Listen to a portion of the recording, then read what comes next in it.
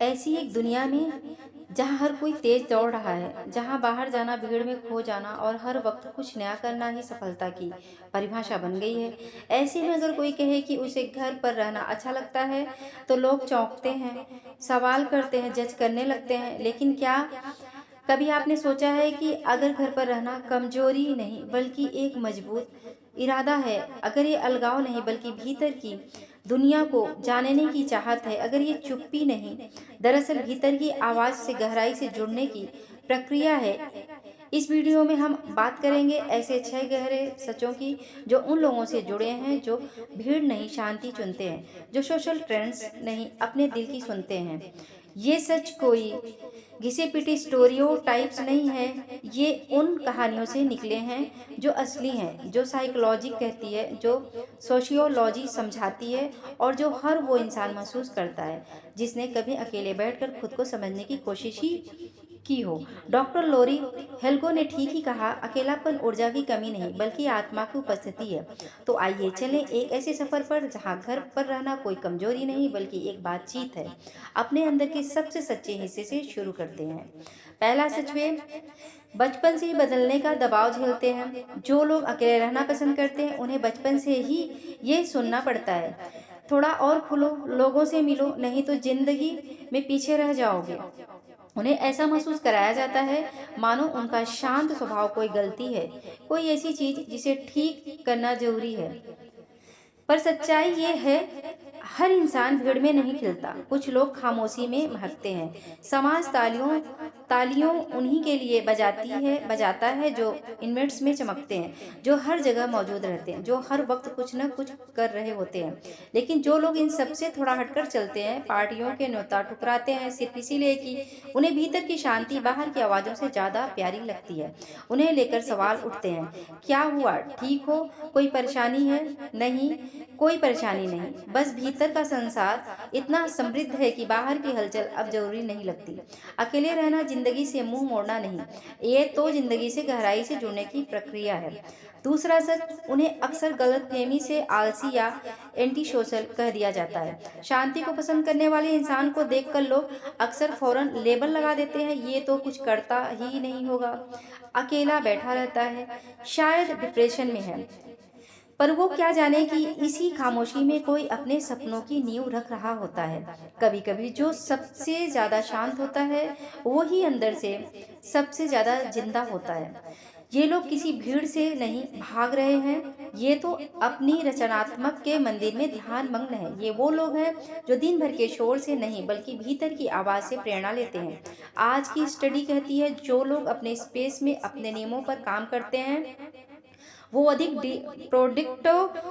Productive होते हैं, कम थकते हैं और अंदर से ज्यादा संतुलित होते हैं। और वो एंटी सोशल का टैग नहीं, ये लोग कम बातचीत करते हैं लेकिन जब करते हैं तो गहराई से, दिल से, सच्चाई से करते हैं। ये लोग रिश्तों को संख्या से नहीं बल्कि गुणवत्ता से मापते हैं, क्योंकि उनके लिए हर रिश्ता एक समझदारी भरी चुप्पी से शुरू होता है, न कि जबरदस्ती की बातचीत से। तीसरा सच, वे जानवरों के साथ गहरे जज्बाती रिश्ते बनाते हैं। कुछ लोग कहते हैं पेट्स तो बस टाइम पास के लिए होते हैं, लेकिन जो लोग घर की चुप्पी में जीना जीना चुनते हैं वो जानते हैं कि एक पालतू जानवर सिर्फ साथी नहीं होता, वो तो दिल का एक हिस्सा बन जाता है। जब बाहर की दुनिया से रिश्ते जटिल लगने लगते हैं, जब हर बातचीत एक थकान छोड़ जाती है, तब ये कुत्ते की वफादार आंखें या एक बिल्ली का चुपचाप पास बैठ जाना कई बार किसी इंसान की गले लगाने जितनी राहत देता है।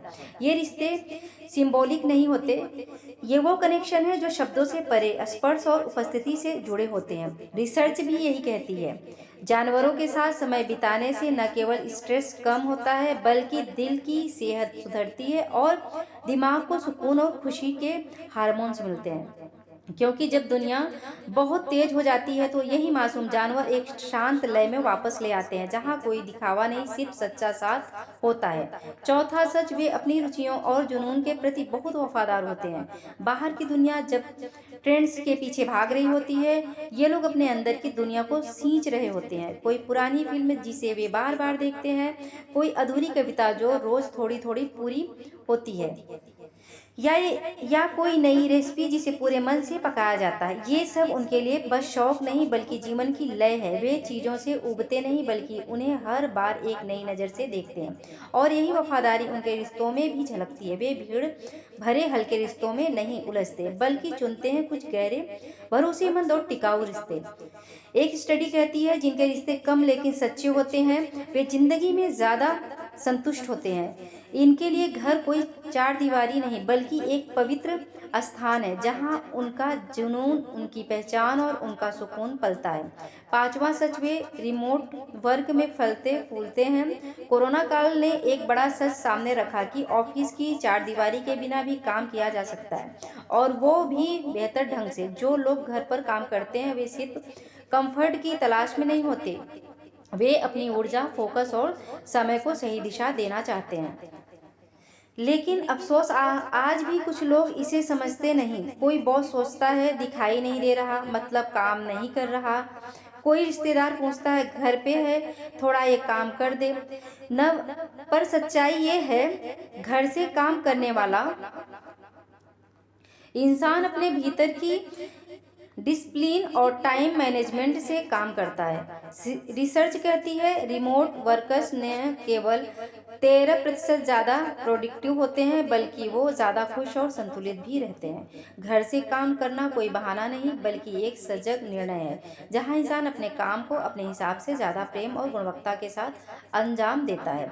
छठा सच, उनके पास एक गहरी समृद्ध भीतरी दुनिया होती है। शायद ये सबसे सुंदर और सबसे कम समझा गया सच है कि जो लोग बाहरी की चकाचौंध से दूर अपने घर की चुप्पी में जीना पसंद करते हैं उनके भीतर एक अनमोल समृद्ध संसार होता है।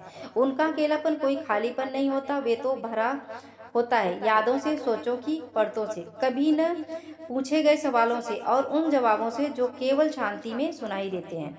वे जर्नल लिखते हैं, किताबों की गलियों में भटकते हैं, कुछ रचते हैं, कुछ मिटाते हैं, न कि इसीलिए कि उनके पास और कुछ करने को नहीं बल्कि इसीलिए कि वो अपनी मौजूदगी में पूरी तरह जीवित है। ये लोग जब एक शांत कमरे में बैठते हैं तो वहाँ सिर्फ सन्नाटा नहीं होता, वहाँ होती है हीलिंग, परिवर्तन और एक सपना जो आकार ले रहा होता है।